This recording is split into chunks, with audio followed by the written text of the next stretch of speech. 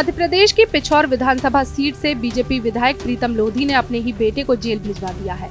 विधायक अपने बेटे की गुंडागर्दी से परेशान हो गए थे। उन्होंने बेटे से मतलब न रखने का ऐलान भी कर दिया है। मध्य प्रदेश की पिछौर विधानसभा सीट से विधायक प्रीतम लोधी ने अपने ही बेटे को पुलिस के हवाले कर दिया। हाल ही में हुए विधानसभा चुनाव में प्रीतम लोधी ने भारतीय जनता पार्टी के टिकट पर चुनाव लड़ा था और विधानसभा चुनाव में मिली जीत के बाद उनकी चर्चा ग्वालियर, चंबल के अलावा पूरे प्रदेश में हो रही थी। प्रीतम लोधी अक्सर विवादों के चलते चर्चा में बने रहते हैं। इस बार वे अपने आपराधिक प्रवृत्ति के बेटे के जेल भिजवाने के चलते चर्चा में आ गए हैं। आखिर पूरा मामला क्या है? आखिर क्यों एक विधायक को अपने ही बेटे को जेल भेजना पड़ा? दरअसल पिछौर विधायक प्रीतम लोधी के बेटे दिनेश लोधी ने अपने विरोधी कुन्ना को जान से मारने का प्रयास किया था। इस दौरान दिनेश ने घर के बाहर खड़ी स्कूटर को भी अपनी 4 पहिया वाहन से टक्कर मार दी थी। इस घटना में वहां खड़े बच्चे को भी चोट आई थी। ये पूरा वाकया वहां लगे सीसीटीवी कैमरे में रिकॉर्ड हो गया था। फुटेज के आधार पर पुलिस ने कार्रवाई करते हुए आरोपी विधायक और उसकी 4 पहिया वाहन को जब्त कर लिया।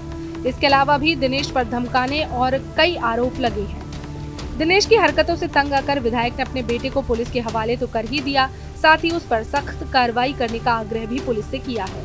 साथ ही उन्होंने कहा कि अपराधी की कोई जाति नहीं होती, अपराधी का कोई रिश्ता भी नहीं होता, अपराधी अपराधी होता है। मेरे लड़के ने अपराध किया है, इसलिए मैं उसे स्वयं पुलिस के हवाले कर रहा हूँ। इसके अलावा उन्होंने कहा कि मैं अपराध के विरोध में हूँ और हमेशा रहूंगा। देखिए, अपराधी की कोई जात नहीं होती, अपराधी का कोई रिश्ता नहीं होता।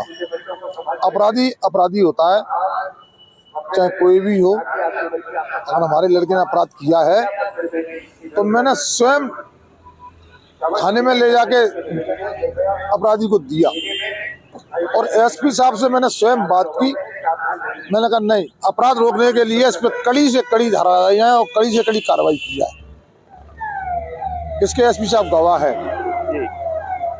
अपराध कोई भी करेगा, अगर अत्याचार अन्याय करेगा तो प्रीतम लोधी उसके खिलाफ रहेगा, चाहे रिश्तेदार हो, चाहे बच्चा हो, चाहे कोई भी हो।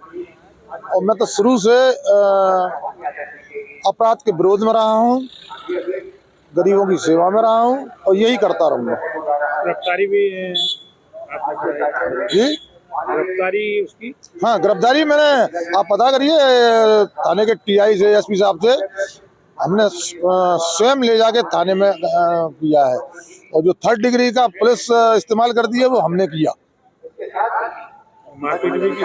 बिल्कुल राइट किया हमने कि अपराध नहीं करने देंगे। हमारे घर में अगर अपराधी रहेगा तो हम बख्शेंगे नहीं।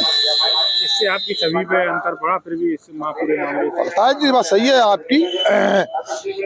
अब लोगों को थोड़ी पता है कि हम अपराधी के खिलाफ हैं, लेकिन पुलिस प्रशासन को सबको मालूम है कि हमने इस अपराध में अपराधी का साथ दिया, कि हमने फरियादी का साथ दिया।